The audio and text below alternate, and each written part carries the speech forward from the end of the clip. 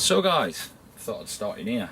I've got some plans for greenhouse. After talking to Ryan, Little Dirt Never Hurt, I was explaining some things I'm going to do end of this year for next year or over winter in here. I'll put a link to his channel at the end. By the way, if you don't know him, I'm sure you do. Excellent guy, and his videos are excellent, and stuff he's actually put up with last year. I'm surprised he carried on, but he did. But you've seen Spudomatic. Now what I'm thinking, now I don't know whether I'm going to, it won't be a permanent thing, as in year round summer. But what I was thinking of doing is, on this piece of wall here, this piece of wall, doing the same thing as Spudomatic.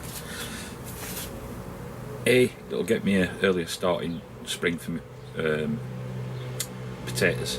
It's not going to be hard to cover up if we don't get a frost like we did this year. And obviously I don't need space yet because nothing's up. Even now at this day, my cucumbers aren't up to that height yet. So my space is not a desperate thing there. But also in winter, when the potatoes come out, or in autumn, I'm going to replant them. I'll show you them anyway and explain a bit more. But I'm going to replant them, and what'll happen is I can then bring them in, and they'll have benefited greenhouse for an extra month or so, you know, because after cucumbers and that are finished, I might do a little bit of rearranging in here. But again, it'll give me extra space. I mean, that's a 4 foot by 6 foot bed that's hanging on the back of that quail cage in this greenhouse. It doesn't double space, but it makes a hell of a lot of difference.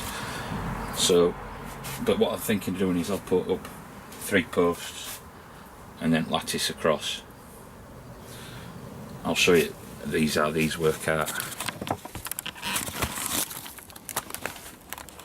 Because I've got this space where cucumbers are, I can shuffle them. But I need to put posts up. I don't know where all supports are on this, and it's concrete stroke asbestos, so I don't want to be really drilling into it. The only places I've drilled into this is into this lat, which is nailed between. So I'll just have 3 posts. It'll bring it out a little bit further, but I'll be able to get me 24 buckets in that space. As I say, early start for spring. I might even consider having some higher up. That would be, I might put tumbling toms on or something. I don't know how I'm going to go next year. I'm not impressed with them. I don't know whether they're getting too much water.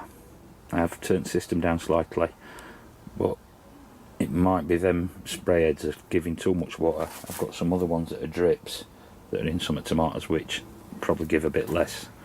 I might have to do something and swap them out. But they're the king of the north. They're stonking on. They're quite amazing. And again, they're another. There's a red horn shaped one and a yellow horn shaped one. And these are just coming, changing colour.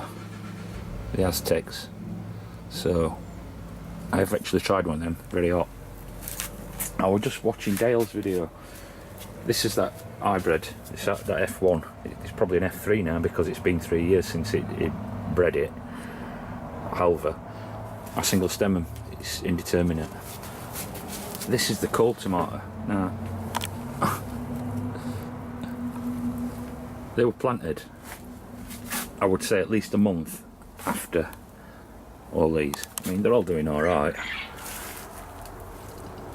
That's a little yellow cherry tomato, and I didn't realise they were indeterminate, so I've single stemmed them as much as I can, same as the Wenzel. And I'm guessing these are indeterminate as well because they're really shooting out all over. So, but that's the only way I can grow them in here, and I can't grow them outside just due to the fact that we get so much blight here. That's why I built greenhouse in the first place. But even if I don't do that sort of pepper next year, depending on how these go, I'll just keep growing these, and then I've got a chilli, I've got a bell pepper. I'm happy with that. But like I say, with that, space. I mean, cucumbers are not up there yet. I'm not getting any female flowers on either yet, unfortunately. They're all showing male flowers. Oh, I've got female at the bottom of this one. So that's good. And what I've got here is them starts I did. That's the one that's got a female flower on. I did all 6 of them to replace them when they've gone out. And I've pricked out their cabbage, red and white or red and green, kohlrabi, all year round, broccoli and cauliflower. And they're just some more beets, as you've seen before, to Link Garden. I'll do a bit of update on Spudomatic and tell you my plans with that as well. So again, Spudomatic, I know I keep showing it here, but I've got some things that I don't want to explain. Some of these Charlottes are in flower, which is good. But I've got Charlottes and Victoria in here, right? And the Victoria, what I harvested the other day, was absolutely lovely. It was as good as a Boston or a Jersey at that size. So I'm depending on how they turn out this year, I might just do them. Or, well, do them and the Southpaw Mira, what I've done from True Seed. But my plans is, as soon as these come out, is to replant them with other stuff. Thus, I'm getting starts going now, because these are the Charlottes should be ready in 3 weeks. Yeah, stink bug. The Charlottes should be ready in 3 weeks, and what I think you're doing is harvesting one, see what that bucket's like, and then deciding whether to leave them another week or not. But what I'm also going to do, I'm going to harvest one of the Victorias as well and compare it as a bucket and taste to the Charlottes, because if they are better and more prolific, because I said tastes were quite amazing, I didn't expect them to be that good. It was something Ellie mentioned, 3,000%, so I'm going to see what we get with them. But that will be in, like I said, 3 weeks, end of this month, and I'll have a first harvest off them and see what they're like. But now I've got to get more starts done for that reason, because then, as I say, at the end of this season, if I can, when the cucumbers are finished, I'll try and get that extra rack built on the other side, greenhouse, and I'll be growing on in them. But I want plugs so I can carry on harvesting as much as I can, not just like an early start what I had this year from seed planting. If you went, I'll put a link to that video. I did a little experiment to see what I could plant, and that was planted on 15th of October. So I want to be really pulling me harvest through winter, as in, you know, even if it's just salad's really expensive in winter here. So if you do that bag salad stuff, or even head lettuce, it's really expensive. So if I can grow enough, even though it'll grow slow or stop growing, I'll have enough ready starting, and that I can harvest through winter. That's the plan. So anyway, I'll leave you to it. It's nice to be nice. So a little mix from the garden. The potatoes from today.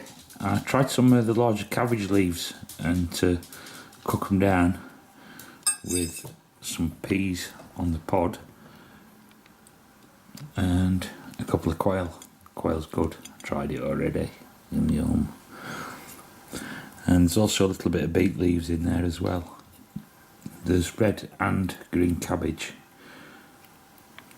I'll let you know what it's like. So guys, it was very good. I should have maybe I used big cabbage leaves and trimmed it down and just sautéed it a little bit. It was a little bit tough, but it was good. The quail, I don't know, I can't describe how good that meat is. It's better than chicken, and I don't know, almost between chicken and beef in my description.